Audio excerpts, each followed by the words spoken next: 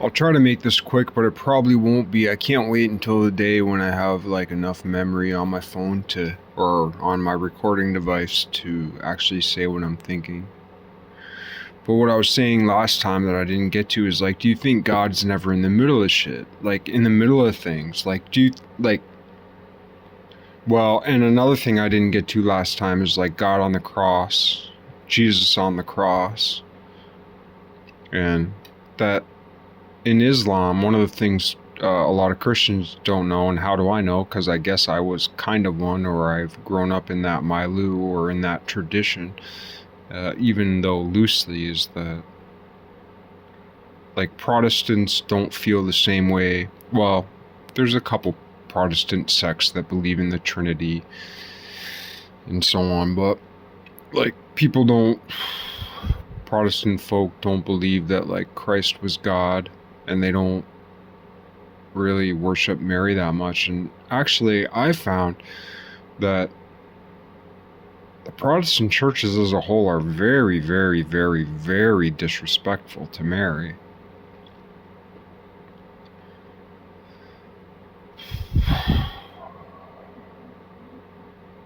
But when we look at Islam, Christ, like God, Christ, like even Islam puts Christ above Muhammad. So there's that. And one of the greatest conversion techniques of this age that I found online is that the Trinitarianism is attacked. To my mind, that's a misunderstanding of the soul. And it corresponds to a lot of evangelical, like there are very learned men in the evangelical church, like people who have PhDs in philosophy, PhDs in theology, who, to my mind, are good philologists, but not great and good philologists. And once again, I'm referencing my last video, which references my last 5 videos or so. Shooting off the hip here.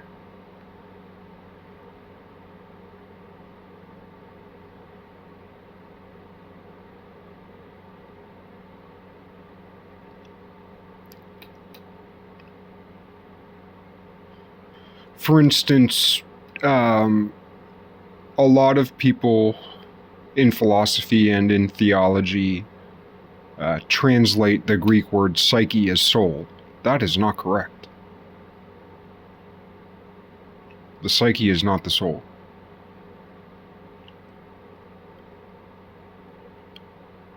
The way of thinking of spirituality, for instance, sometimes people say mind, body, soul. But mind and soul are more synonymous than mind and spirit or soul and spirit.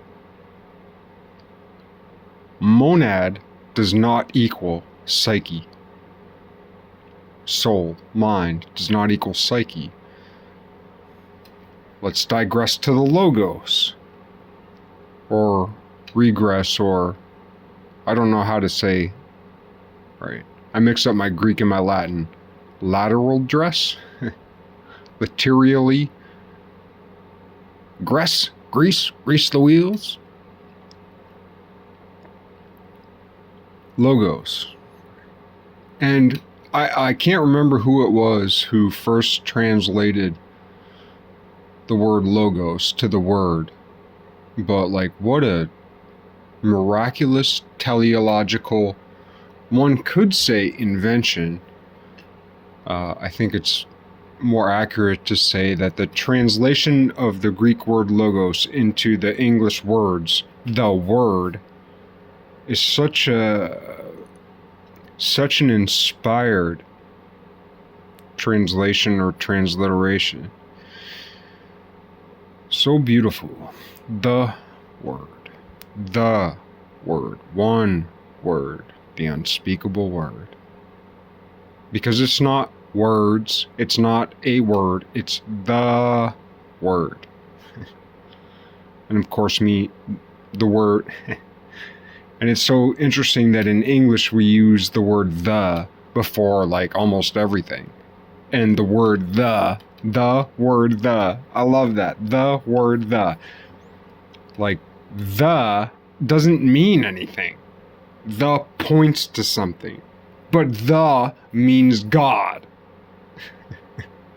The, Theo, Theos, the. And it's so interesting. And that's part of the teleological pull. That's part of what I was talking about. And again, this isn't going to make any sense unless you've watched the last several of my videos. Like, the teleological pull, which I didn't get to when I was talking about Aristotle, and the telos, the final cause, the omega point, the Hail Mary, from end zone to end zone, from the alpha to the omega. But what I was saying in my last video is, like, you think God is never up and shit? You think God's always sitting there with fucking, you know, lotus blooms or whatever? No. God's up and shit, man.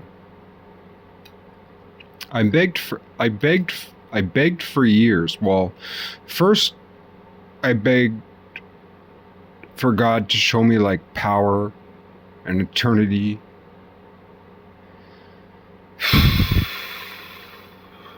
And then God, in the midst of my lust, brought me down to the ground in my shower and then dropped me into the center of the Milky Way.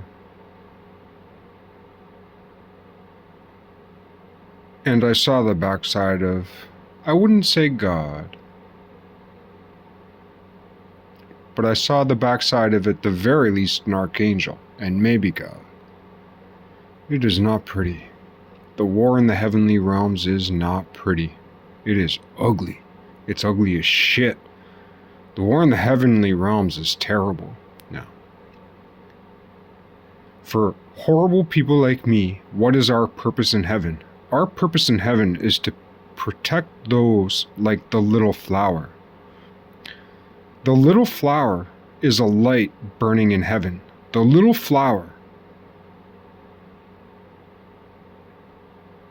is a light burning in heaven so bright that even the darkness perceives it now. And that's part of the Third Testament. In the old books it said that God put a light in the darkness and the darkness perceived it not. I'm paraphrasing. God lit a light in the darkness and the darkness perceived it not, perceiveth it not, comprehendeth it not. That was then. Eternity is not the way we think. Atemporality is not the way we think. Heaven is not what we think yet. It will be, but not yet. And it is up to us foul, decrepit, hellbound.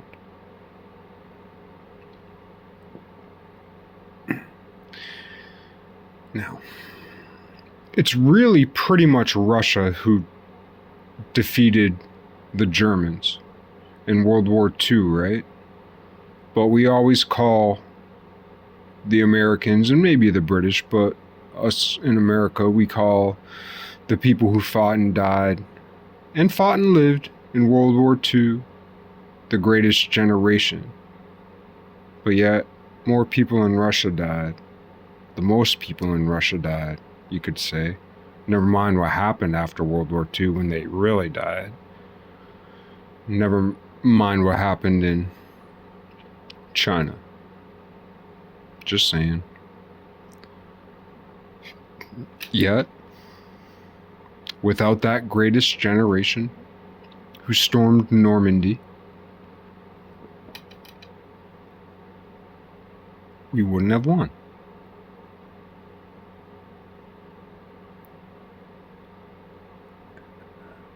We are to storm Normandy in the heavenly realms. We do not fight against flesh and blood. We fight against principalities, warring in heavenly realms. So we think we want to go to heaven. And for crusty old drunks like me, we know we are destined for hell. What do we think we're going to find when we get there? A war. What do we protect? Well, in World War II, we protected, one could say, the concept of the Statue of Liberty, Lady Freedom. I believe in the Old Testament, Lady Wisdom. And then that beautiful little flower, the doctor of the church, Saint Therese.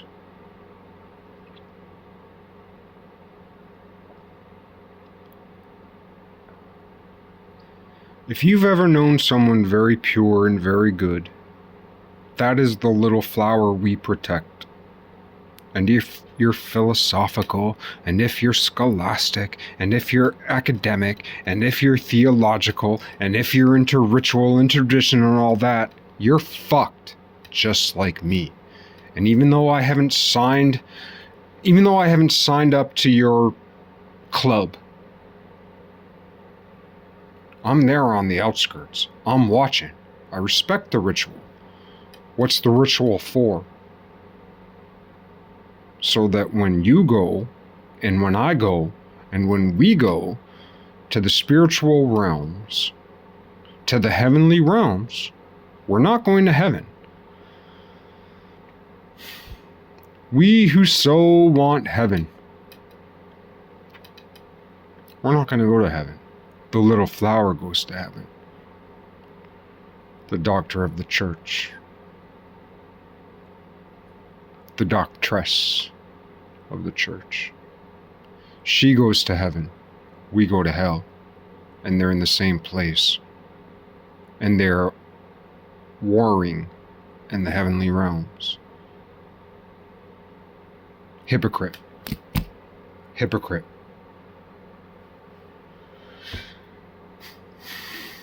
I'm a hypocrite.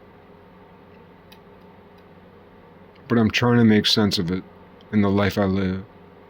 And I make a lot of videos compared to some people, but most of my life I do not talk about, I do not post, I do not show. There's a lot more going on, just like you.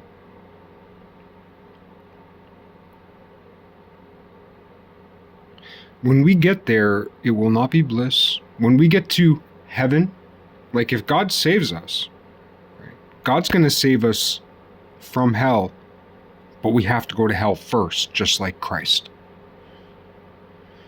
And so what I'm saying, like when I was saying, like, you think God never goes through shit? You know, Christ on the cross. That's some pretty heavy shit. And that's what I'm saying about Christ being the middle of time. Because Christ on the cross prayed the greatest prayer. Christ on the cross thought the deepest thought, loving what was most alive, Mary. Mary, the mother of God, the last thing Christ saw in his time as a human, which began with the face of Mary. The face of Mary is the beginning of Christ as a human. And the end of Christ as a human was Mary's face.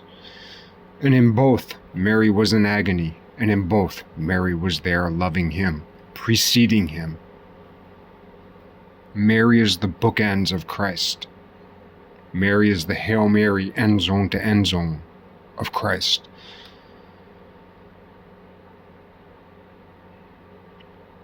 If we do not protect the Virgin, and there's been a misinterpretation of the way in which we protect the Virgin, because we condemn the whore. No.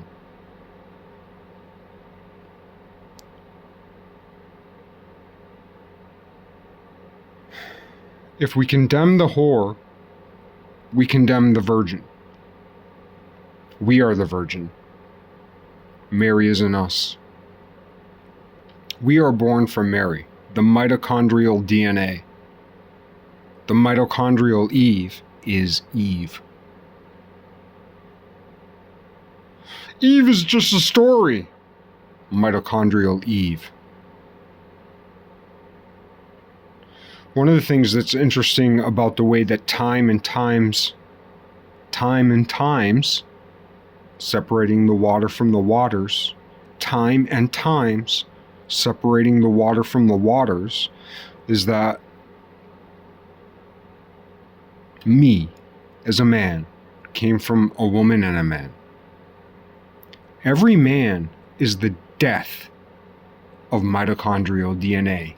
Let me say that again for the biologists, for the evolutionists, for the Darwinians. Let me say that again. Every single male man, every man is the death of mitochondrial DNA that stretches all the way back to the beginning of mitochondrial DNA. Do you get that? Whether or not, like if you're a man who has children, or if you're a man who doesn't have children, like you think if you're a man and you have children, you're passing on your DNA. Well, you are. Yeah, you're passing on your DNA if you're a man. But whether you have children as a man or whether you do not have children as a man, your mitochondrial DNA is dead. Let that sink in. Let that sink in. Shout out to Brett Weinstein. Brett Weinstein and Heather Heying, they might be the only people qualified to talk about this. No, there's more, but...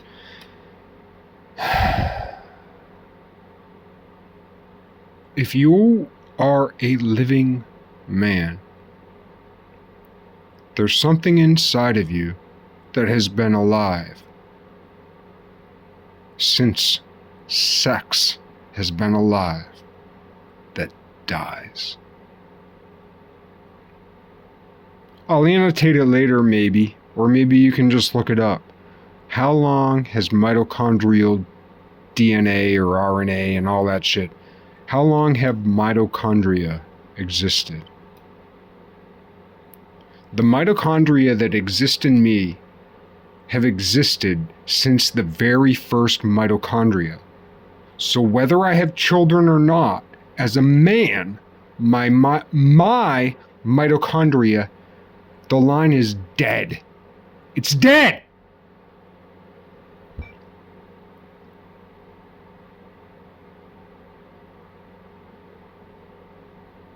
That is really, really profound.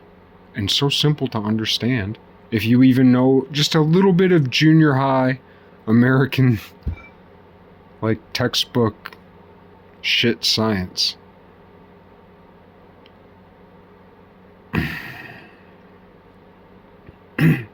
Mitochondrial Eve stretches on forever.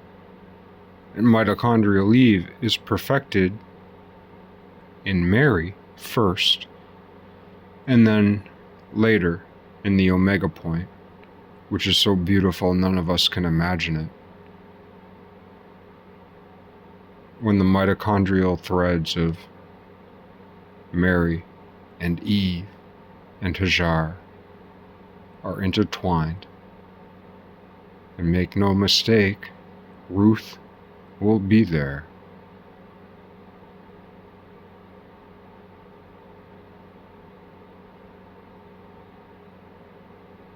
Hypocrite. Hypocrite. Hubristic hypocrite. Me.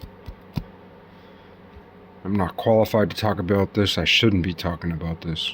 But I can't help myself. I'm destined for hell anyway. And when I get to that war, in the heavenly realms, in a prison of hell,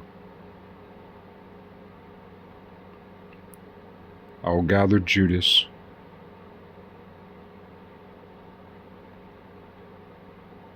And one of the things, actually, and I'll step aside from the emotion of it and just be a little bit more intellectual about it for a minute. Like, what was one thing that Judas was good at? Money. And for the last 2,000 years, like everything about Christianity has been about the poor, the poor, the poor, the poor. And then you get these secular atheists and so on, pretty much like myself, right?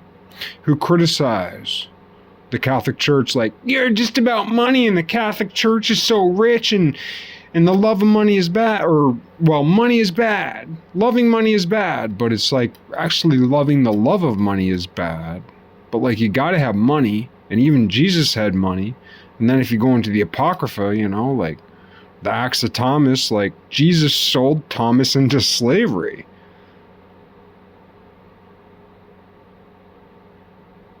And what did Thomas do? Thomas planted a little church. Thomas was a little bit like a male predecessor to the Little Flower. Because, yes, the Church of Thomas in India is only 3 million large in a country of over 1 billion people, so it's less than pennies on the dollar. But yet it is persisted. It's this little flower. It's a wild strawberry. It's a sour clover. It's ground ivy. It's these little plants that still bloom year after year, healthy, loving, nutritious, and overlooked by almost everybody.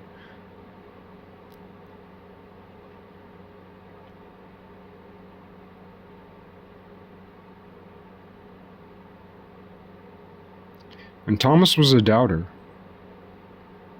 But Thomas had nothing on me. I doubt so much more than Thomas. To me, Thomas was like Christ, right? And that's what they call him in India. I mean, in India, in the Church of Thomas, Thomas was pretty much Christ. And Christ told him,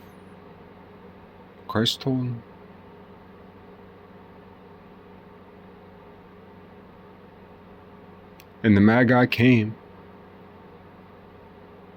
The Magi came to encourage Mary,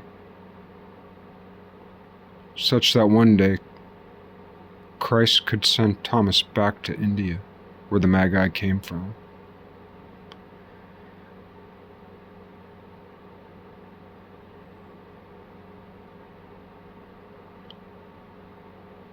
The church in India, and of course it was partially perverted by Portugal hundreds of years ago, but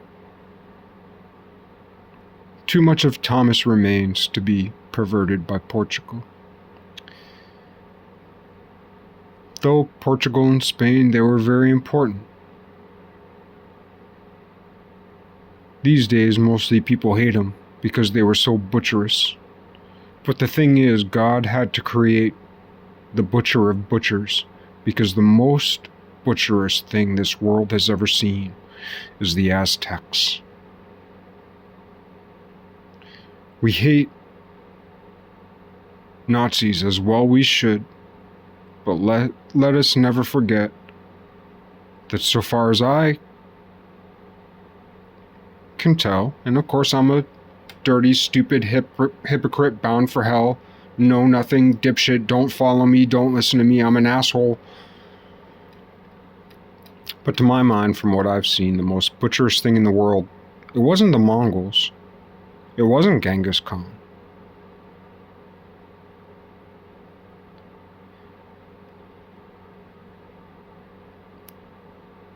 It was the Aztecs.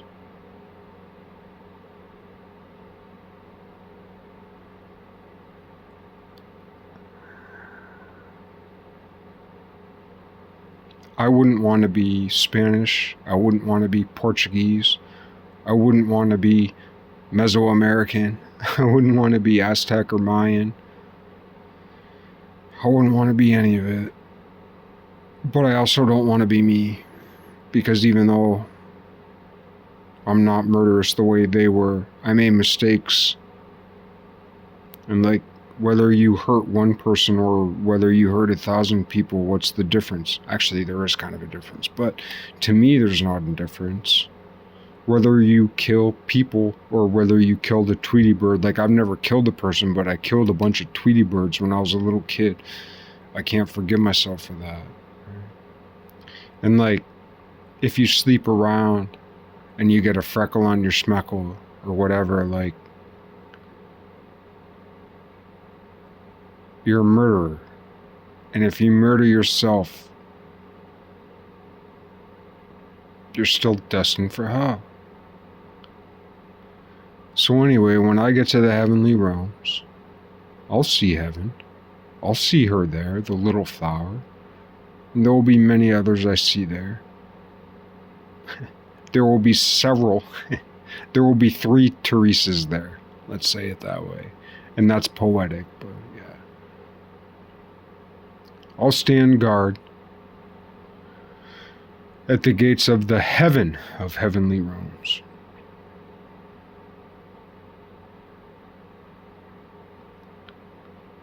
Warring in heavenly realms, in hell, fighting for the little flower, fighting for that candle that even now, in the 3rd Testament, today,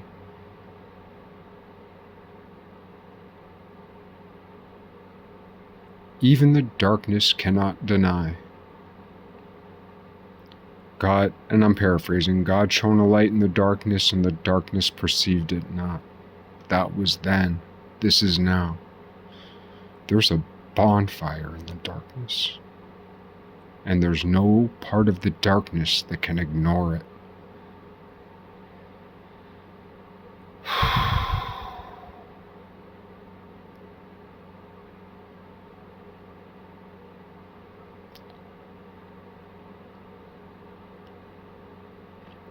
I'm as far away as you can get from that light, and it still burns bright. And the place I'm in is a big, big place. It's a big, big place in the heavenly realms. It's the biggest place. It's this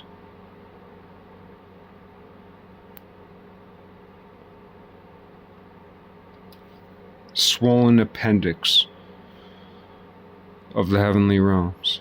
And somewhere in here, where I am, is the soul of Mary Totten. Mary Totten.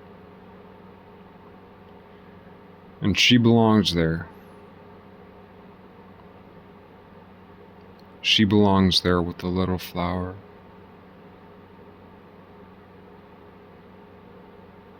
Because she is the namesake. Why was Mary named Mary? Because of the namesake. Who is the namesake of Mary?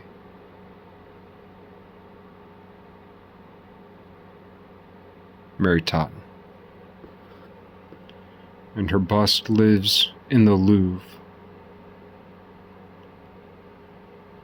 In 1,000 years, she'll be the most precious piece of art in the world, and will still be a ways off from heaven, as we hope it to be.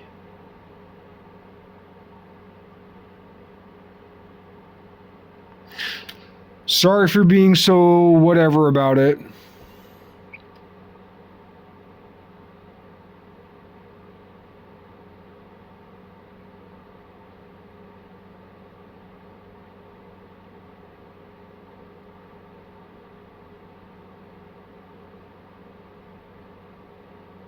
It's a good place to stop.